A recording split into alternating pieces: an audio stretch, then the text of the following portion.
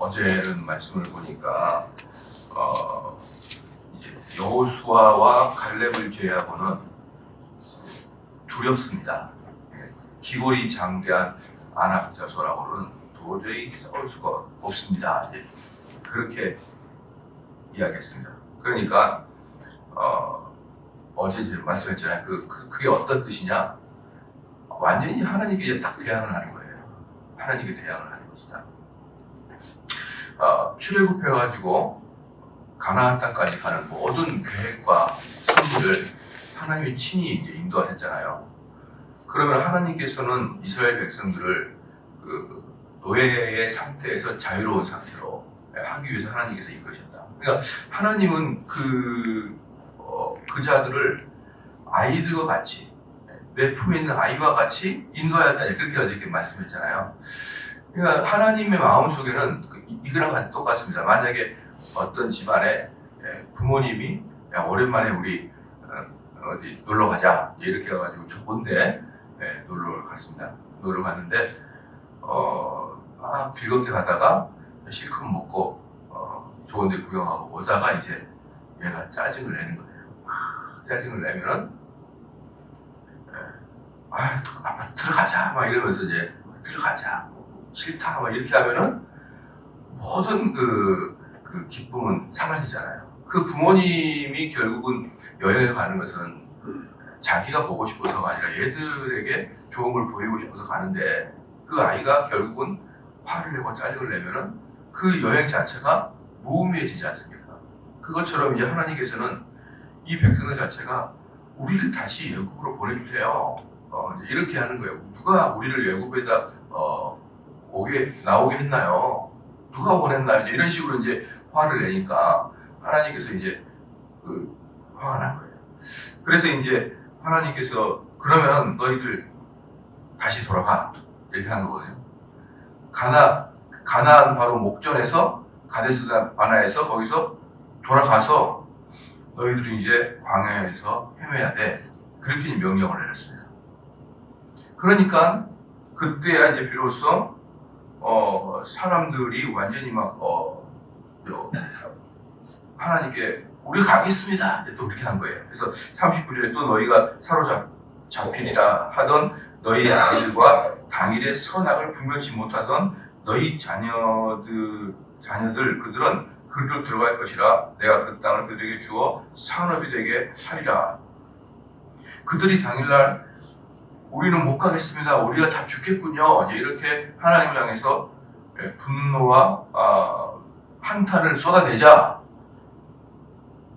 너희들은 다 끝났다. 너희들은 안 된다. 아니다. 이렇게 선포를 한 거예요. 너희들은 안 되고 너희들 자식들과 갈렙과 여호수아 둘만 들어가게 될 것이다. 라고 이야기를 하자 40절에 너희는 회정하여 홍해 길로 하여 광야로 들어갈지니라 하시매 너희가 대답하여 내게 이르시기를 우리가 여호와께 범죄하였사오니 우리 하나님께서 우리에게 명하신 대로 우리가 올라가서 싸우리라 하고 너희가 각각 병기를 띠고 경솔히 산으로 올라가야 할 때 여기서 보면은 왠지 회개 같아요. 회개. 우리가 경솔히 여겼나이다. 우리가 범죄하였사오니 우리 하나님께서 우리 명하신 대로 우리가 올라가겠습니다. 지금 이건 보면 이들이 회개를 하나 그러는데 이게 뭐냐면 열받아서 그러는 겁니다. 열받아서 이스라엘 백성들이 그럼 우리 가겠습니다. 하나님께 돌아가라니까 그때야 우리 가겠습니다. 그러니까 처음에는 하나님께서 가나안 땅에 올라가라 그랬더니 우리 못 가겠습니다. 이제 그래놓고 그럼 광야에서 돌아가라 우리 가겠습니다. 이제 그러는 거예요. 그것도 울고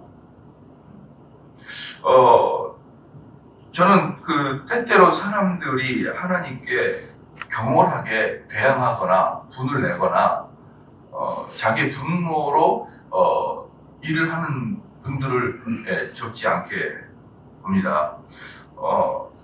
어제 이제 어떤 그제군요. 어떤 분이 책을 하나 썼는데 한국 교회에 대한 어떤 경고의 메시지의 책을 썼는데 그분이 뭐라고 했냐면은 분이 나서 썼다라고 썼거든요. 나는 분이 나서 이 책을 썼다라고 하는데 야, 읽어보지는 않았지만 뭐 책 저자와의 대화 이런 거 있잖아요. 거기 가서 제가 들어봤는데 그건 아닌 거예요. 그건 아닙니다. 왜냐 그러면 정말 어떤 일이든지 우리가 일을 강력하게 추진하기 위해서는요, 그 분노라는 감정이 대단히 큰 역할을 합니다. 분노라는 감정이. 그러나 그 처음에는 그 일을 분노로 시작할 수 있어도요, 모든 신앙의 형태는 분노로 쓰면 안 되는 거예요. 결국은 하나님에 대한 그 죄송함과 왜 분노로 글을 쓰면 안 되냐 그러면 분노로 글을 쓰기 시작하면 자기는 의로운 자가 되거든요. 이게 가장 큰 문제입니다. 분노는 항상 자기가 가장 정의롭게 되게 돼 있어요. 그렇기 때문에 그것은 하나님의 가치관과 하나님의 어떤 그 시각에서 멀어지기 시작하는 겁니다. 그 사람의 인격 자체가. 근데 제가 항상 우리 성도들한테 의롭게 살지 말라고 하는 이유가 그것 때문에 그래요. 정의롭게 이야기하지 말고 정의로운 척 하지 말라. 그 이유는 너 잘났다는 뜻이니까 그거. 너 잘났다는 뜻이니까. 그래서 저는 성도들이 정의롭게 살기 시작하면 그 교회는 부서지고 여러분 가정에 정의로운 자가 생기면 가정이 어려워집니다. 그래서 자기 마음속에 정말 정의가 있더라 그래도 이게 여러분의 표현하고 나올 때는 그것들이 가급적이면 드러나지 않아야 됩니다. 그런데 한국 백성들은 너무나 정의롭다. 너무나 정의롭다. 요즘에 그 시중에 떠돌아다니는 이 뭡니까 이제 나라를 어떻게 이 나라가 어떻게 될 것인가에 대한 그 답답함이 너무나 강해요. 너무나 강합니다. 뭐 볼 때마다 기쁨의 올림픽이 아니라 이게 올림픽이 뭐가 되려나 이런 느낌도 들고 이게 지금 나라가 어떻게 되려고 이 나라가 자꾸 이렇게 이 양쪽이 완전히 찢어져가지고 으르렁거리고 있는 거예요. 으르렁거리고. 이게 벌써 1년 훨씬 전부터 박근혜 때부터 시작해가지고 지금까지 이렇게까지 좌우가 그냥 나눠져가지고 거의 느낌이 6.25 직전에 우파 좌파가 싸우는 것 같은 그런 느낌이 불안함이 연속됩니다. 이게 빨리 분노가 사라져야 돼요. 한국 사회에서. 지금 한국 사회에서는 뭐 나만 찔러봐라 내가 참아내지 않겠다 이런 분노가 전국적으로 아니 자기들이 정치인들도 아닌데 왜 정치인들이 하도록 내들이 밑에서 월급도 안 받은 애들이 막 정치인처럼 그렇게 혈안이 돼가지고 싸우고 있는지 모르겠습니다. 정말 너무나 불안하고 그런 거예요. 이게 다 뭐 때문에 그렇습니까? 분노로 지금 한국 사회가 들어가거든요. 그러니까 지금 여기서 41절에 이들은 이제 분노를 가지고 그러면 우리가 다시 올라가서 싸우겠습니다. 우리를 다시 보내주십시오 하더니 각각 병기를 띄고 경솔히 산지로 올라가. 무슨 말입니까? 하나님이 노라고 했는데 경홀히 자기들끼리 우기를 잡고 산으로 올라가는 거예요. 그럼 싸우겠죠. 싸우면 되죠. 뭐 이러면서 여호와께서 내게 이르시되 너는 그들에게 이르기를 너희는 올라가지 말라 싸우지도 말라 내가 너희 중에 있지 아니하니 너희가 대적에게 패할까 하노라 하셨다 하라 하시기로 여호와께서 다시 말씀합니다. 올라가지 마. 너희들 싸우지 마. 사랑하는 성도 여러분, 하나님은 우리가 승리하기를 원하는 게 아니고요. 우리가 순종하기를 원하는 거예요. 제가 옛날에 그 프로야구 볼 때 재밌는 게 하나 있었어요.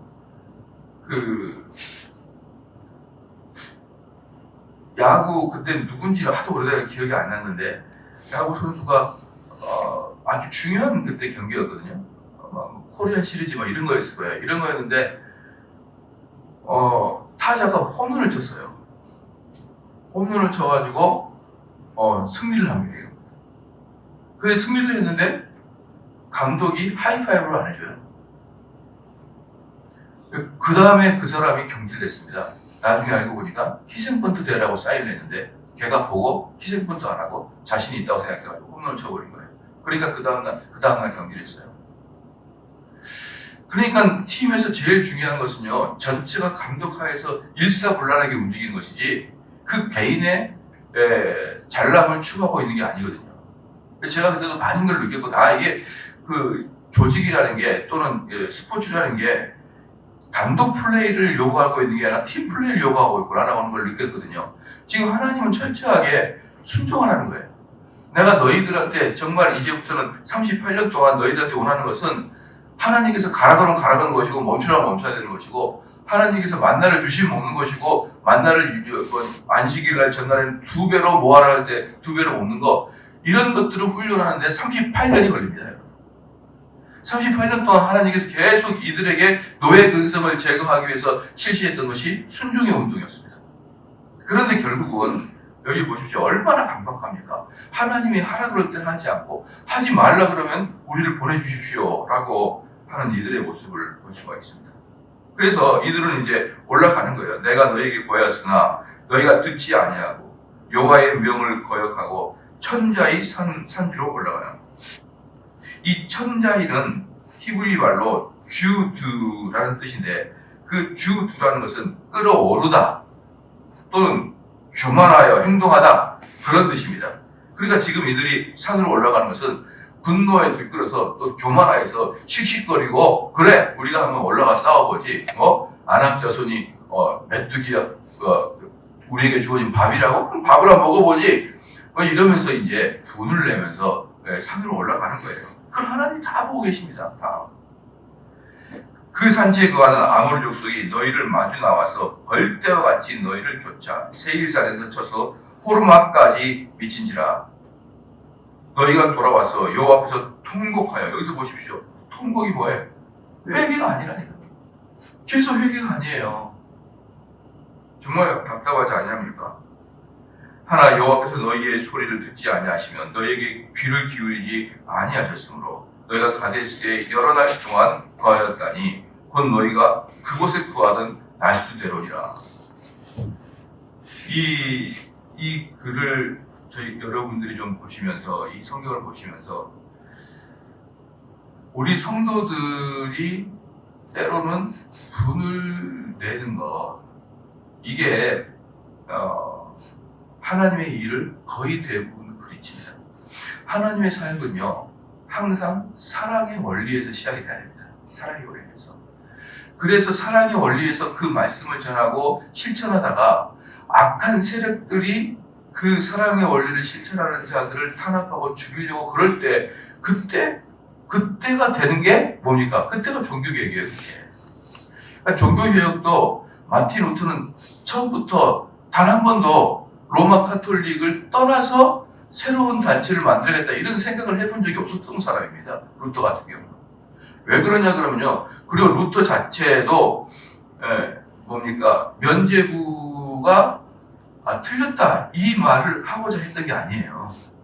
면죄부를 할 때 돈을 주고 그 면죄부를 산 게 죄다 이 말을 하려고 했던 게 아닙니다. 왜 그러냐면요. 마틴 루터 자체가 그 면죄부로 거둬진 돈으로 월급을 받고 살았거든요.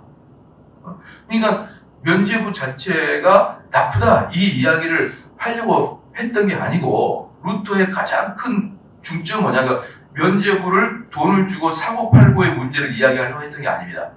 루터는 뭐였냐 그러면 이 면죄부 죄를 사하는데 헌금을 내고 그런 것은 괜찮다고 생각했던 거예요. 사실은.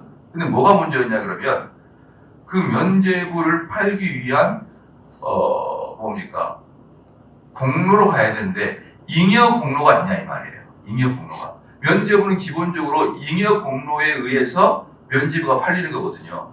성인들의 잉여 공로. 자기들이 천국 가기에 훨씬 넘치는 잉여 공로가 있는데 루터가 아무리 생각해봐도 사람들은 누구더라도 잉여 공로는커녕 이 세상 살아갈 때 모든 행동으로 죄짓고 지옥 갈 수밖에 없다고 느껴지거든요. 왜냐 그러면 루터가 생각한 게 이거예요.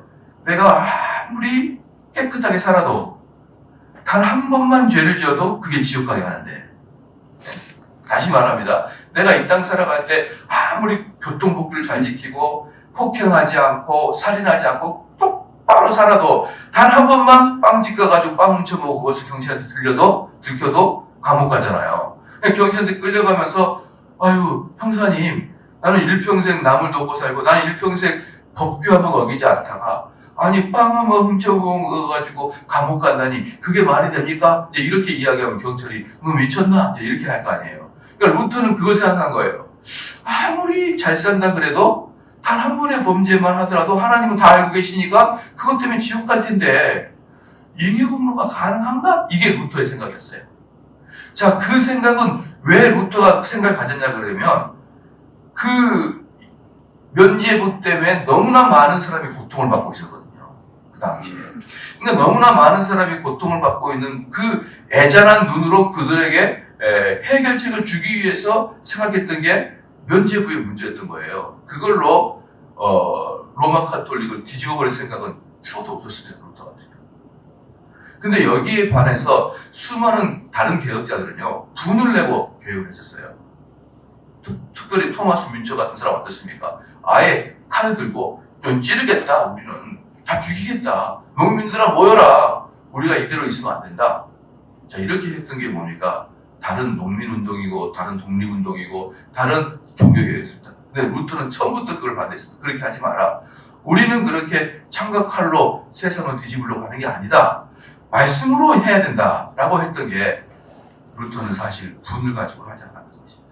그래서 여러분이 잘 알죠. 보름수회에서 어때요? 루터가 딱 이제 황제 앞에 교황이 보낸 추ging 앞에 땄으니까 루터가 어떻습니까? 바닥에 납작 엎드려가지고 나는 당신들을 대항할 생각 없고 나는 당신들을 지금까지 존경을 한 번도 안 해본 적이 없나이다. 이렇게 하잖아요.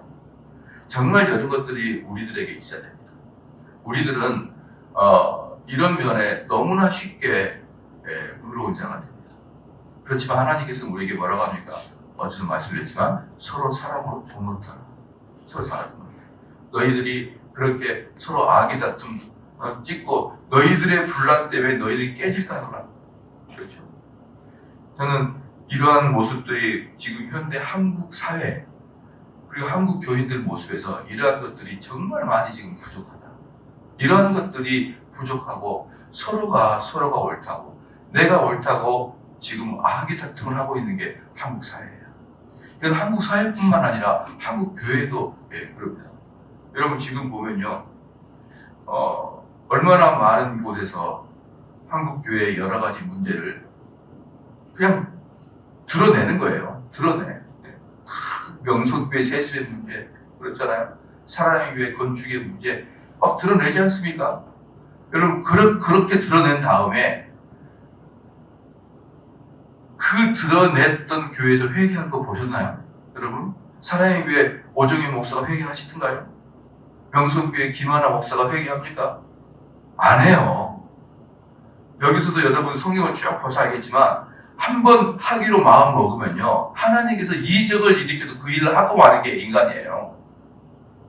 그러면 결국은 그렇게 한 다음에 지금까지 한 번도 그들이 운동하고 소리쳐서 그 대상들을 회개를 한 번도 하지 않고 뭐가 역으로 됩니까? 한국 사회가 기독교가 이렇게 별거 아니구나라는 것을 그냥 소문을 내기 시작하는 거예요. 그럼 결국 뭐가 됩니까? 지역에 있는 교회들은 선교가 전혀 되지 않고 전도가 되지 않습니다. 자, 이것 때문에 우리는 그거 하지 말라고 그렇게 욕을 하는 거예요. 어제도 제가 가서 세미나 듣던 게 바로 이런 부분들을 토로하려고 그런 토론장에 간 거예요. 가가지고 제가 몇 가지를 질문하니까 대답도 못합니다. 그거에 대해서 이야기해 보십시오 라고 하니까 대답을 못해요.